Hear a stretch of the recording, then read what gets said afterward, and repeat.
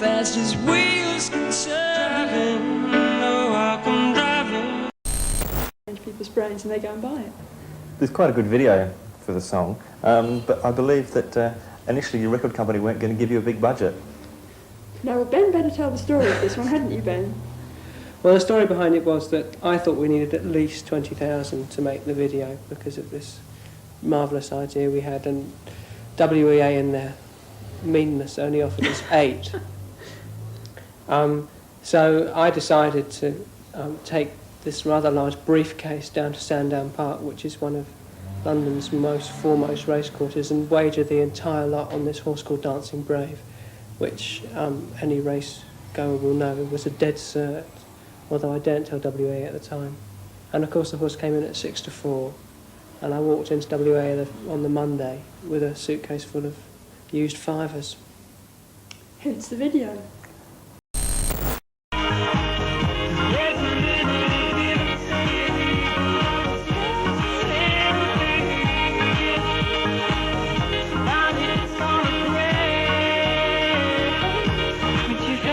It's a little bit more difficult to lay out emotions with this type of beat music. Not at all.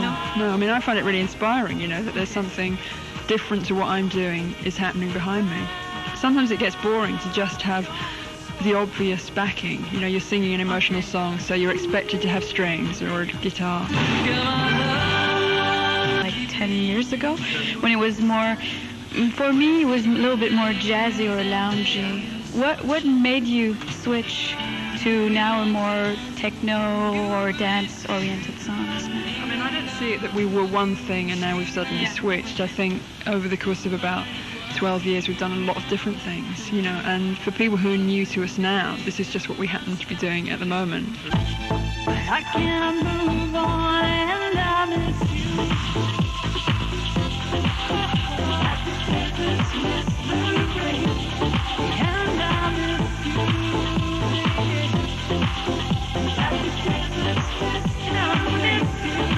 I mean, on the last album we were definitely sort of taking the first steps towards using breakbeats and, you know, different beats. Songs like Missing and Troubled Mind and Get Me. And I think probably for us, because it was a new direction, we probably kind of went into it a bit gradually instead of just going right bang, we're going to change overnight. You know, we sort of did it gradually, and at the same time I was doing the work with Massive Attack, and then we had all the remixes done of Missing. So I think over the last 2 years really we've kind of evolved into where we are now.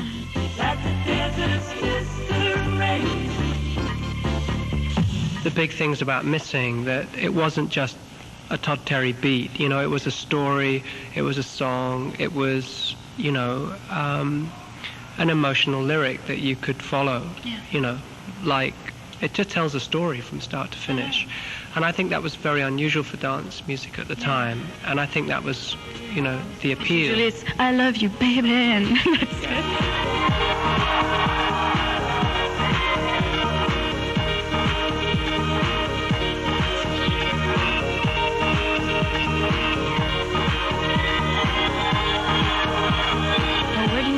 Music is heading right now in general? Round and round in circles, like it always does. I think, things come and go, and people always try and make like the story be the end of the story, and it never works like that. People always try and say, all right, rock and roll's dead now, or punk's dead now, or now it's going to be this, and then another band will come along and reinvent something. And I mean, most forms of music constantly take on board something new when they come, but they do come back. It's a mistake to think that things just go in a straight line. I think they constantly go round and round. It always will be you and me against the world. If history teaches us anything, it's going to change, So there will be some fantastic new Kurt Cobain figure will arrive in 3 years' time, and it's just and we'll be old-fashioned again. It's just like in movies, there's always a love story, but it's never the same. You got to reinvent a love story all the time.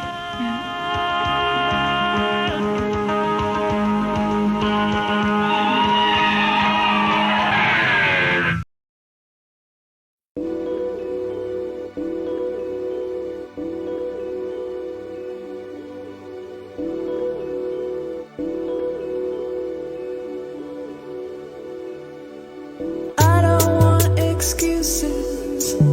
I don't want your smiles. S'il y a bien un duo qui m'a marqué musicalement, c'est bien Tracy Thorn et Ben Watt, plus connu sous le nom de Everything But a Girl. Everything But a Girl m'a découvert de Everything But a Girl, c'est fait très tard, hein. Je les ai pas connus au fur et à mesure de leur succès, dans les années 80, voire milieu des années 90 jusqu'au début de l'an 2000. Moi, je les ai connus, je pense, en 2015. En 2015-2016, hein. C'était il y a genre 6-7 ans. Je sais plus, il y a un site là qui s'appelle Albumisme qui projetait ça comme suggestion et qui fêtait l'anniversaire justement de l'album que vous voyez en bas là, dont je vais le mettre maintenant post-prod la cover, Walking Wound, qui était sorti en, si je me trompe pas, est-ce que c'est pas sorti en 95 je pense que c'était sorti en 95 et tout. Et c'est à partir de là que j'ai découvert vraiment cet album que je savais même pas comment le décrire puisque c'était un mix entre de la musique folk, de la musique électronique et la musique house. C'était tellement dans plusieurs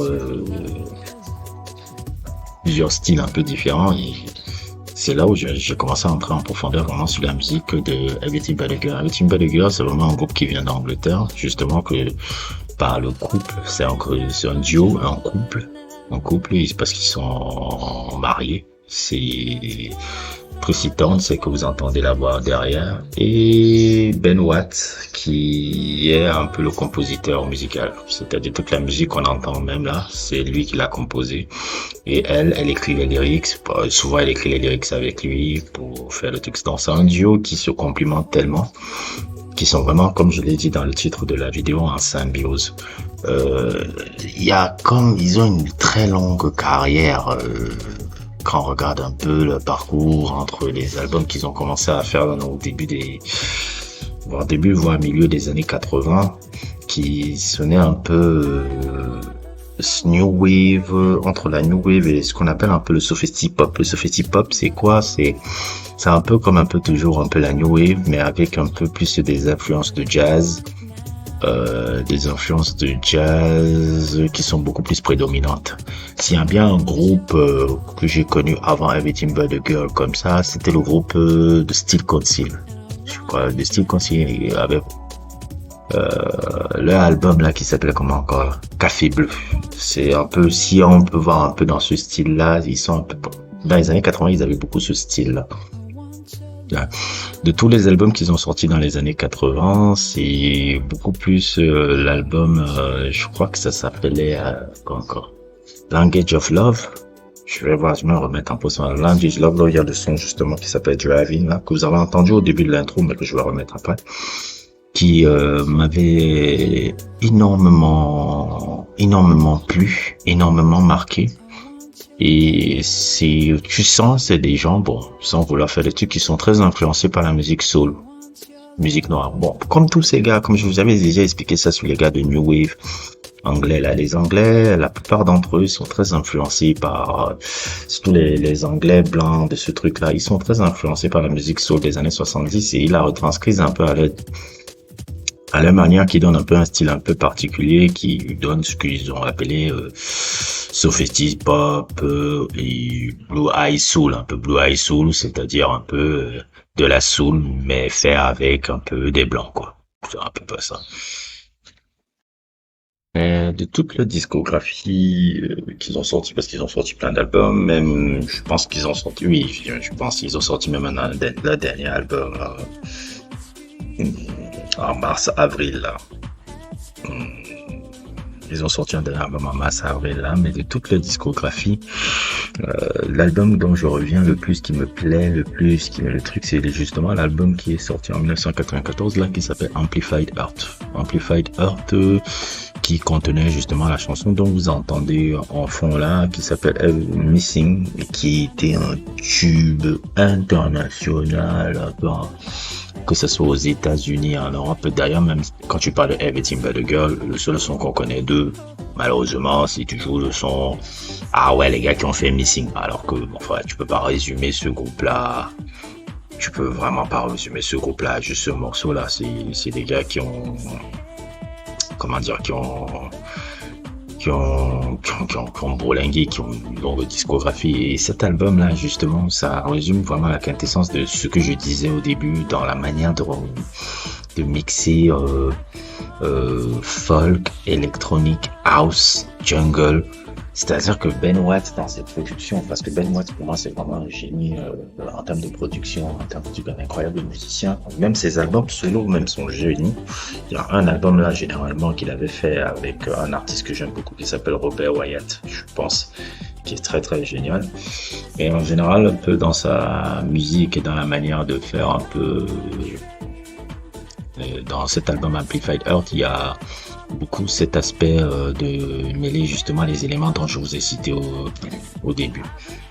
Donc c'est cet album-là que je reviens le plus, c'est cet album-là qui me marque le plus, c'est cet album-là que je pense qui les a donné beaucoup plus de succès, c'est cet album qui détient le tube ancestral. Donc c'est un groupe vraiment extraordinaire qui un couple qui a duré pendant, bon, ça, je veux pas aller dans la vie privée parce qu'on sait pas trop, mais c'est vu de l'extérieur quand même de voir une alchimie entre un couple musical comme ça qui ont fait plus de 30 ans ensemble musicalement et ils sont encore là ensemble en train de faire la musique. Donc moi ça me plaît. Après l'année 2000, si je me souviens bien, dans ce que j'avais lu encore, je pense qu'ils avaient fait une longue pause, hein. On les entendait plus, ils avaient disparu. Donc ça, c'est mes artistes préférés, ça. Les gens qui font la musique, à un moment donné, ils disparaissent pendant 20 ans, on ne sait même plus là où ils sont. Après, peut-être, quand ils ont peut-être une inspiration, ils reviennent comme ça, là. Et c'est comme ça qu'ils sont revenus, justement, 23 ans après leur dernier album, là, cette année-là, en sortant un très, très, très, très bel album qui s'appelle Fuse, qui est un peu, une version moderne un peu de ce qu'ils avaient fait déjà dans les années 90. Et ma foi, Everything But a Girl, ça n'a pas l'air comme ça. C'est vraiment un des groupes que je suis le plus, je dis dans ma vie de tous les jours. Hein. C'est-à-dire que dans la semaine, il n'y a pas un jour où je ne suis pas un album d'Everything But a Girl. C'est vraiment un groupe que je vous conseille le mieux. Un groupe qui est plus intéressant un peu que l'image d'un groupe qui a fait un tube seulement. Qu'il faut aller voir un peu en profondeur et je pense que c'est sur là que je vais terminer. N'hésitez pas à liker, à vous abonner et à plus pour d'autres aventures.